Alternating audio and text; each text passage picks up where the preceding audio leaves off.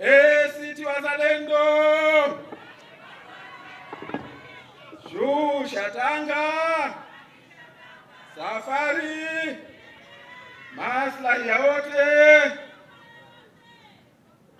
Asanteni sana. Sisi wengine tumesafiri leo, tumeruka kwa muda wa saa 2 nzima kutoka Zanzibar kuja kuwaona wana Shinyanga. Hii yote ni kwa heshima yetu kubwa sana kwa wana Shinyanga. Heshima yetu kwa sababu ya kufahamu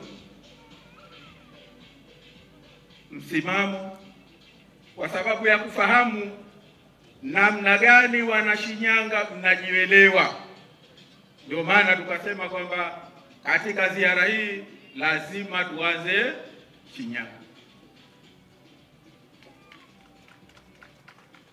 Baada ya kumshukuru Mwenyezi Mungu, naomba pia niwashukuru viongozi wetu kwa maandalizi ya ziara hii, lakini niwashukuru na nyinyi nyote kwa mahudhurio.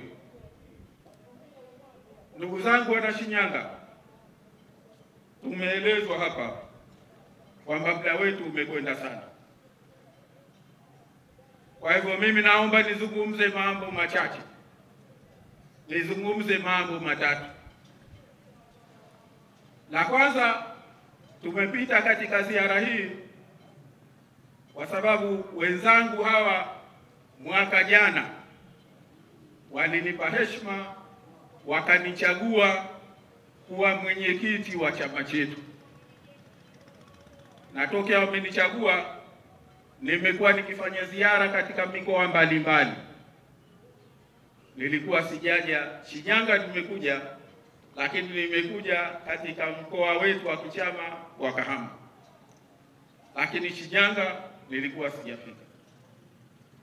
Kwa hivyo nikasema nichukue fursa hii nije nionane na wana Shinyanga na mikoa mingine ambao imetajwa hapa. Kwa hivyo hilo lilikuwa ndio madhumuni ya kwanza ya ziara yetu. Lakini jingine limetangulia kuelezwa hapa kwamba ndugu zangu, tunaelekea katika uchaguzi mkuu wa mwaka 2025. Na tunaingia katika uchaguzi huu tukiwa bado na kumbukumbu ya uchaguzi wa serikali za mitaa wa mwaka jana. Tunaingia katika uchaguzi huu tulikuwa mwanzo na matumaini kwamba nchi yetu tutakwenda salama.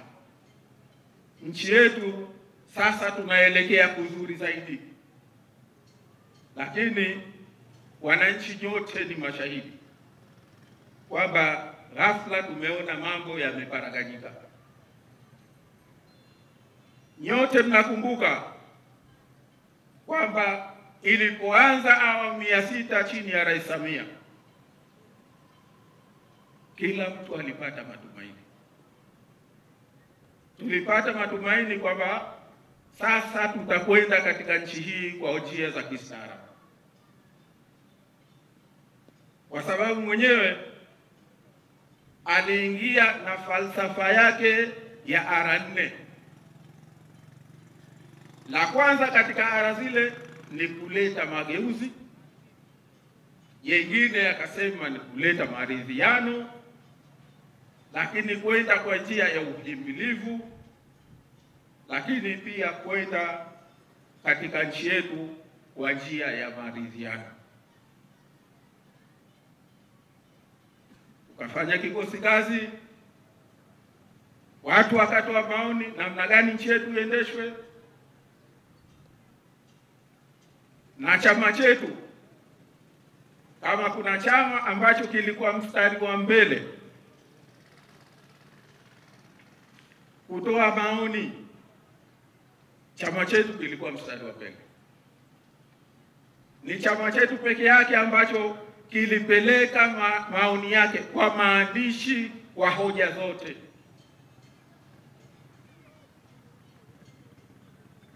bahati mbaya sana, matumaini yale yakafifia. Matumaini yale yamefifia kwa sababu tuliotegemea kufanyiwa marekebisho hayakufanyiwa marekebisho. Badala yake tumeona tumerudi nyuma zama na enzi za giza. Na hata wale ambao walikuwa na wasiwasi, walikuwa na matumaini hafifu, uchaguzi wa serikali za mitaa wa 2024 uliwathibitishia kwamba nchi yetu tunarudi nyuma. Sasa hivi tumeona vyama vimeparaganywa, imetumika nguvu kubwa ya dola badala ya kufanya mageuzi. Tumerudi katika machafuko tena ya kisiasa.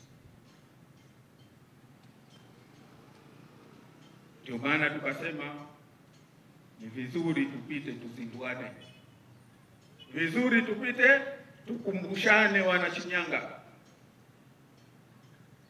Na la kwanza katika kukumbushana huku, tukumbuke wazee wetu Nyerere na wenzake walipigania nchi hii. Jambo kubwa alilopigania sote tunalifahamu. Walipigania kuleta kitu gani? Kuleta uhuru. Waliokuwa wakitutawala kabla ya sisi kupata uhuru, ardhi tulikuwa nayo, si ndio? Kila mtu alikuwa na nyumba yake. Aliokuwa na mifugo, kila mtu alikuwa na mifugo yake. Kitu gani kilichokuwa kimekosekana? Kilikosekana wananchi kuwa na uhuru wa kufanya maamuzi yanayohusu maisha yao katika nchi yao. Na ndio maana ya harakati za kupambania uhuru, au sio ndugu zangu? Tulipambania wananchi wawe na mamlaka, wananchi wawe na uwezo wa kuweza kuamua mambo yanayohusu mustakabali wao. Tumekwenda hivyo, lakini sasa tumefika zama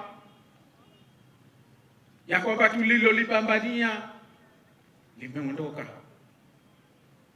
na limeondolewa kitu kibaya zaidi na wenzetu kwa kutumia sheria tulizozitunga kwa maslahi ya nchi, kwa kutumia vyombo ambavyo tunavilipa kwa pesa zetu,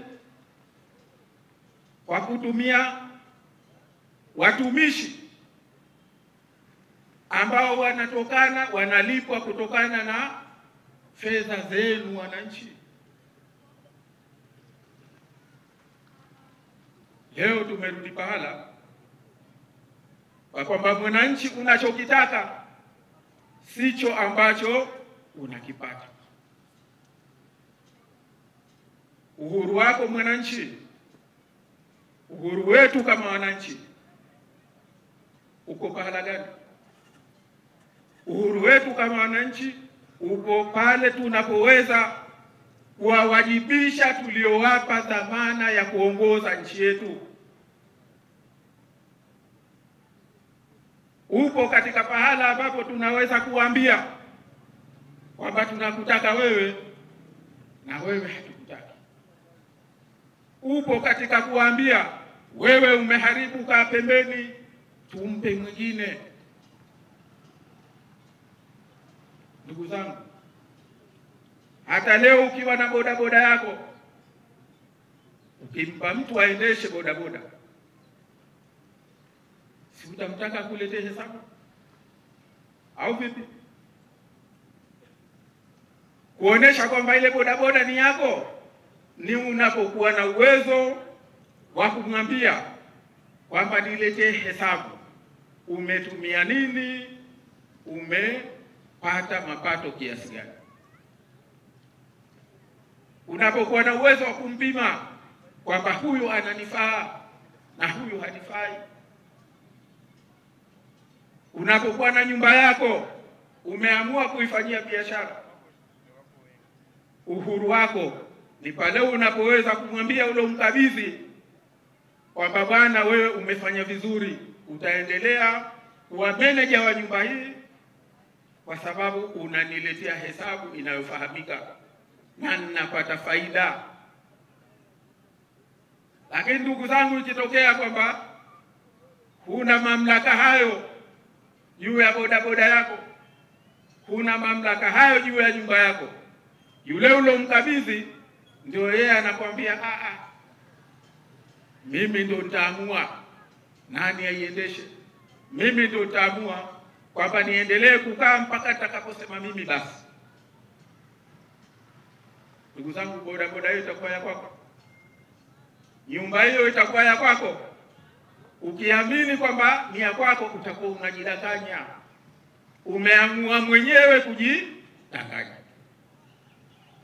Na sisi ndio tunaposema kwamba nchi hii si ya shangazi yake mtu, au vipi? Nchi hii si ya mjomba wake mtu, nchi hii si ya chama, nchi hii ni ya wananchi. Ifike pahala wananchi wasifanywe watumwa katika nchi yao. Tunaposema kufanya watumwa ni nini? Mtumwa hana hiari, hawezi kumchagua nani awe mmiliki wake. Anaweza leo akauzwa kule, kesho akauzwa kule. Hana mamlaka juu yake mwenyewe, hana mamlaka nani awe mmiliki wake.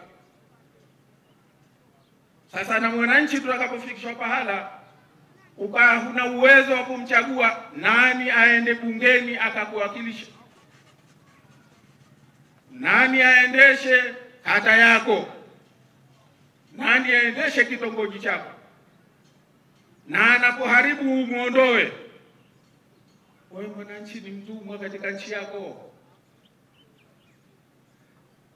Wewe jiulize, uhuru huo utaupata wapi? Na ndugu zangu wana Shinyanga, ukiondokewa na jambo hilo, nchi hii itabaki hapa ilipo maisha yake. Kwa hilo tunalosema, tunalopambania, ndugu zangu, tunaposema tunataka mageuzi ya uchaguzi, mageuzi namna gani nchi hii inaendeshwa, tunapambania uhuru wenu, tunapambania mamlaka yenu wananchi, tunapambania ufalme wenu. Ndugu zangu, nyinyi hamna nchi nyingine, nchi yenu ni Tanzania. Ikiendelea Tanzania, ikidumani Tanzania. Huwezi kwenda hata nchi jirani, lazima wakukubali, lazima wakuruhusu, au sivyo jamani? Sasa leo hapa uliponapo, Mwenyezi Mungu alipokupa, usikubali na tusikubali kwamba atokee mtu kwa sababu ilitokea ajali akachaguliwa akapewa kuongoza serikali, akafanya nchi hii yake, akafanya nchi hii ya shangazi yake, akafanya nchi hii kama ni ya baba yake, akafanya nchi hii ni ya ukoo wake. Hilo wananchi tusilikubali. Sijui nyinyi wana Shinyanga mnalikubali hilo? Mnalikubali? Ndio tunalosema. Tunapokwenda kupiga kura, ndugu zangu, kura si ya chama, kura ile si ya ACT Wazalendo wala si ya mgombea wa ACT Wazalendo. Kura ile ni yako wewe mwananchi, ndio sauti yako, ndio ulivyosema kwamba mimi nataka huyu ndio atuendeshe. Sasa mtu atokee aseme afanye mbinu, afanye wizi, afute kauli yako, azibe kauli yako. Aliathirika ni ACT Wazalendo? Eti jamani, atakayeathirika ni chama cha siasa au wewe ambaye sauti yako haikusikilizwa? Sasa haya ndio tunayoyazungumza kwamba tunachopambania ACT Wazalendo ni kuhakikisha kwamba kura yako ina thamani, kwa sababu kura yako ndio sauti yako. Kura yako ndio ilete mageuzi. Kura yako ndio iseme unataka vipi nchi hii iendeshwe, kwa sababu nchi hii si ya chama, nchi hii si ya shangazi yake mtu, nchi hii si ya baba yake mtu, nchi hii ni ya Watanzania, na wao na maana ya uhuru wao ni kuamua na kuwa na uwezo na sauti yao kusikilizwa, wanataka nchi hii iendeshwe namna gani. Ndugu zangu, hili tunaweza kuliona kwamba ni jambo labda la siasa. Chama hichi kitakuwa na wabunge, chama hichi kitakuwa na... Wengi wa Tanzania najua wamekata tamaa, wanaona haiwezekani kufanya mageuzi, kama kwamba sisi tumeumbiwa siku zote tuendeshwe na watu wa Chama cha Mapinduzi ambao wameonesha wenyewe kwamba wameshindwa.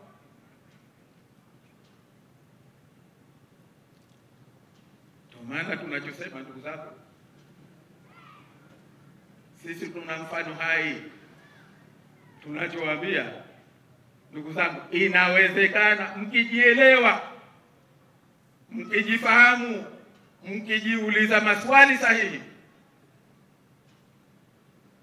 mna uwezo wa kufanya mageuzi.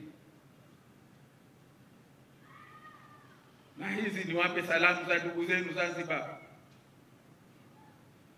Leo chama cha ACT Wazalendo kimo ndani ya serikali ya umoja wa kitaifa. Sio kwamba tumepewa sadaka, sio kwamba tuligaiwa, ni kwa sababu ya mapambano ya wananchi wa Zanzibar kusema tumechoka na CCM. Hawa wameshindwa. Nchi hii ni tajiri, lakini wameshindwa kuiendeleza. Nchi hii ina utajiri wa kutosha, hakuna sababu ya mwananchi kuwa maskini, kunuka umaskini. Hawa wameshindwa. Na ndio maana tokea 95 CCM ilishindwa na mtoto wa miaka 3 Zanzibar. Maana 95 wakati ule kafu ilikuwa na miaka 3 tokea ianzishwe. Lakini uchaguzi wa 95 wakaishinda CCM. Na tokea wakati huo ndio maana CCM ama waue, wapige watu, wafanye hadaa kwenye uchaguzi, wafute uchaguzi, lakini hawajawahi kushinda tena Zanzibar, na haitotokea tena kushinda.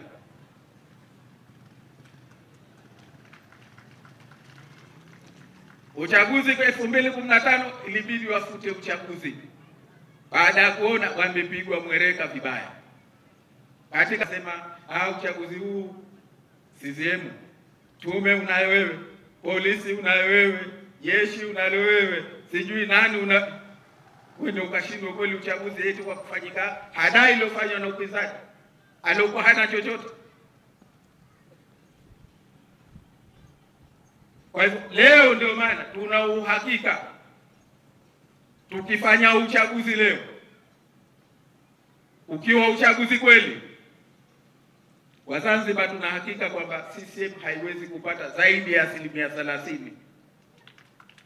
Huu ndio ukweli, na hii sio siasa, kwa sababu watu wamechoka.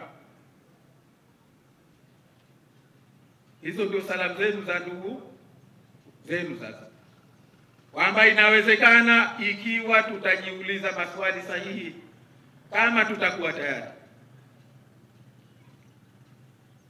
Jitizameni wananchi wa Shinyanga. Leo kuna watu ni mabilionea kwa sababu ya Shinyanga. Naamini mnajua au hamjui? Ni mabilionea huko makwao nje kwa sababu ya almasi ya Shinyanga, kwa sababu ya dhahabu ya Shinyanga.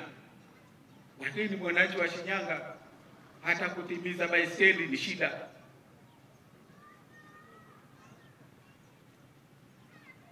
Mimi wanawaambia wenzangu, laiti ingekuwa Shinyanga ni nchi inayojitegemea, ikapata viongozi wazuri, Tanzania ingekuwa inakopa Shinyanga. Na hapa kwa rasilimali zilizokuwepo Shinyanga, kuna kitu gani ambacho hakipo Shinyanga? Kwenye kilimo, kwenye madini, kwenye mifugo, kuna kitu gani hapana Shinyanga? Leo mtu anakuja anatoka huko Dar es Salaam, Dodoma, anakuja kukwambia naona maendeleo, tumejenga kiwanja sijui kipya, tunawekeza Shinyanga. Ili basi iwe na kiwanja chenye hadhi kubwa miaka 40 iliyopita, sio leo.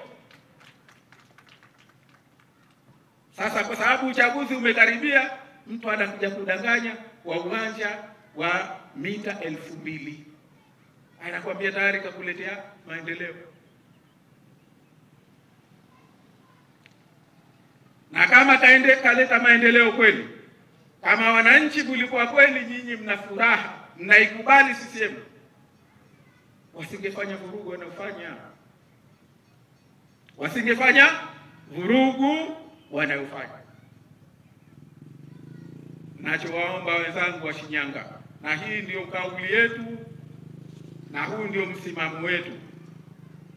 Maana hapa katikati wananchi mmebabaika, wananchi mmebabaishwa, kwamba kweli tukiangalia mfumo wa uchaguzi ni mbovu kupita kiasi. Nawaambia wenzangu, mfumo huu wa uchaguzi hauwezi hata kusimamia mechi ya mpira, kwa sababu kwenye mechi ya mpira leo wacheze Simba na Yanga, Simba ndio wachague refari, hapo patakuwa salama. Leo refari achukue mpira aende akauweke kwenye goli, aseme hili goli, weka mpira kati. Kwa Mkapa si watu watauana? Eti jamaa. Sasa leo wanachotaka CCM kwamba wao wachague refari. Wao wakiamua wachukue mpira wakauweke kwenye goli, na wanataka nyinyi wa Tanzania mkubali kwamba hilo goli. Yaani wamefika pahala wanatufanya wa Tanzania majuha, mazuzu wa kiasi hicho. Sisi tunachosema, sisi wazalendo tunasema sisi pamoja na kanuni mbovu za uchaguzi, kwa uzoefu ambao tumeupata katika kushiriki uchaguzi, kwa uzoefu tulionao na tunavyowajua CCM usimwachie uwanja. Huyu kapambane naye pale pale anapotaka kuiba, nenda kapambane naye. Leo CCM asingejua kama wananchi hawataki, kama tungekuwa hatushiriki uchaguzi. Leo tusingejua nguvu ya upinzani kama hatushiriki uchaguzi. Leo hawa wasingeweza kufanya wizi kwenye uchaguzi kama hatushiriki uchaguzi. Lakini ndugu zangu, mimi niwaambie wana Shinyanga, mtu yoyote anaiba asijidanganye, usimuone anacheka, hana amani. Wewe upate urais kweli kwa kuiba, uwe na amani? Upate ubunge kweli kwa kuiba, utakuwa na amani? Mungu hajaumba hivyo. Upate udiwani kwa kuiba, hutokuwa na amani. Tunasema sisi tushiriki uchaguzi kwa sababu uchaguzi ni uwanja wa mapambano. Tushiriki tukipambana na tupambane huku tunashiriki. Huo ndio msimamo wetu kwa sababu tunawajua vizuri. Hakuna chama ambacho kina uzoefu wa siasa katika nchi hii kuliko chama chenu cha ACT Wazalendo. Tunaijua serikali, tunaijua mfumo wa uchaguzi, tunawajua vyema CCM. Kawaambia hapa katibu mkuu, mimi nimefanya kazi serikalini miaka 25. Miaka 9 kama naibu mwanasheria mkuu, miaka 9 kama mkurugenzi wa mashtaka, miaka 4 kama mwanasheria mkuu. Utaniambia mimi sijui CCM? Sijui wanayofanya? Hatujui wanayoyafanya? Tunachosema sisi kwa uzoefu wetu, kama tunataka mabadiliko ya kweli, mabadiliko ni ya lazima tushiriki. Niwaombe wananchi wa Shinyanga, niwaombe sana, twende tukapambane, tuutumie uwanja wa uchaguzi kuambia CCM hatuwataki, kuambia CCM hatuwataki. Kuambiaje? Hatuwataki, wameshindwa, wameshindwa. Shinyanga leo ndio nasema tena, ingekuwa nchi pekee inayojiendesha ikapata uongozi mzuri, Tanzania tungekuwa tunawadai pesa nyingi sana, maana lazima wangekuja kukopa kwetu. Kwa hivyo tunasema tushiriki uchaguzi kwa sababu ndio njia pekee yake kuendelea kuambia wameshindwa, hatuwataki, lazima waondoke. Na ndio njia pekee yake ya kulazimisha mageuzi siku tunapokwenda.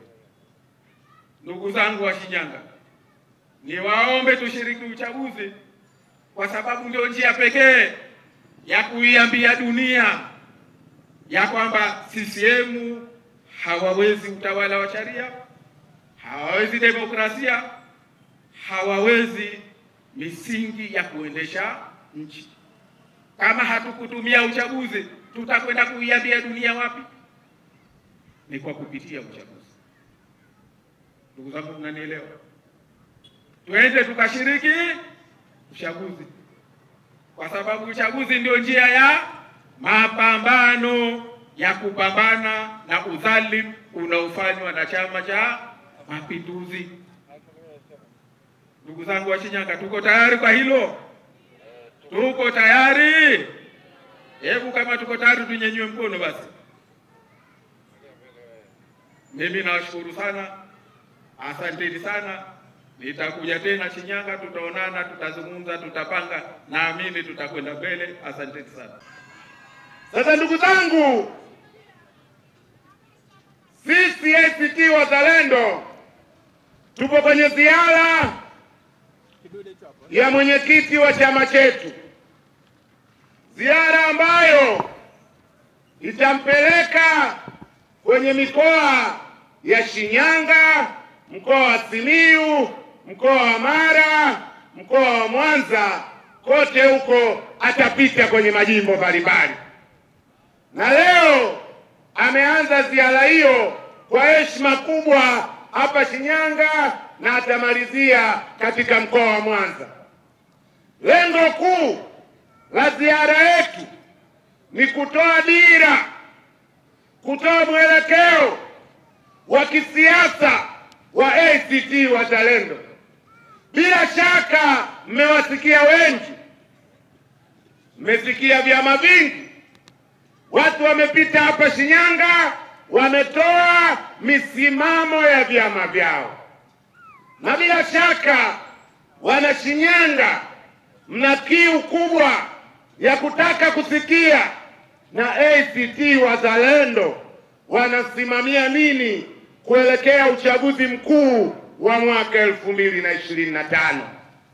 Chama chetu kikaona katika viongozi wake mtu ambaye anastahili kutumwa kuja kufafanua mwelekeo na msimamo wa chama chetu kuelekea uchaguzi mkuu ni mwenyekiti wa chama chetu ndugu Othman Masoud Othman aka Omo kiboko ya uchafu.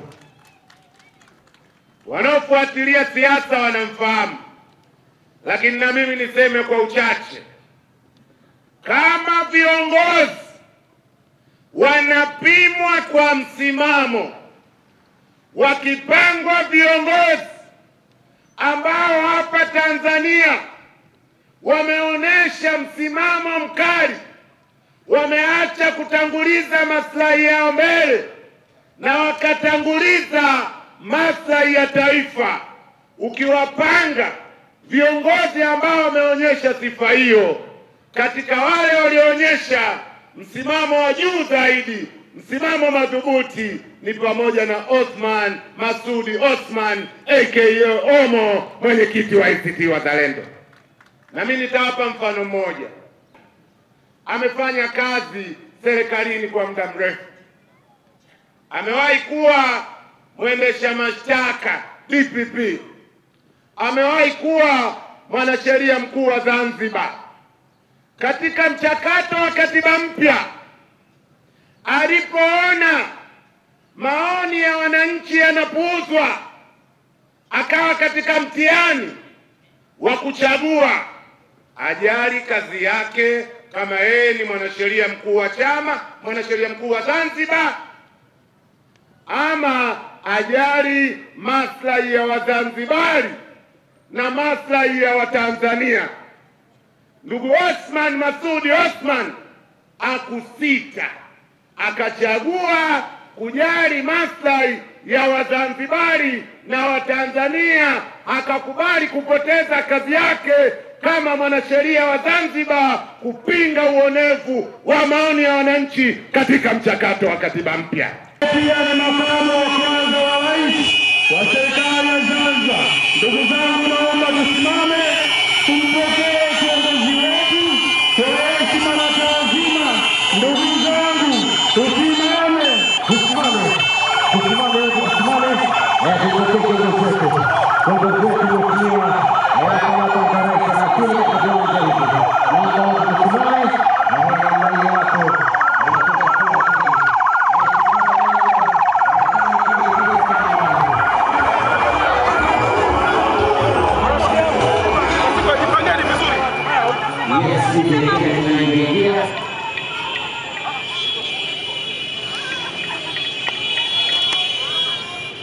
Taifa lote nije twende.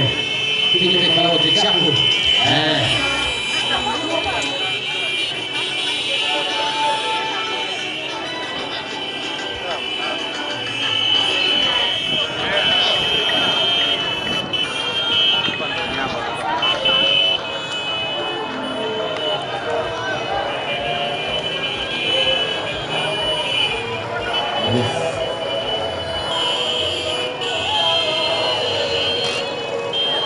Ini sabu. Ini betul betul. Mana dia tu?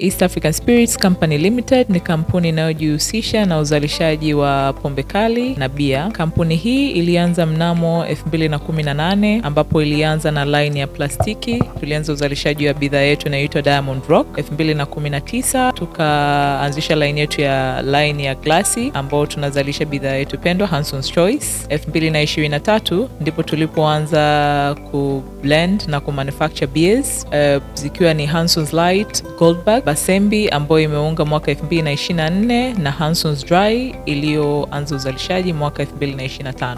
Bidhaa zetu ni bora, salama, zimethibitishwa na TBS, lakini pia zina key element au niseme ni zina sifa kuu ya kutokuwa na hangover, kutokuwa na harufu mbaya, na pia zina bei nafuu kwa kila Mtanzania.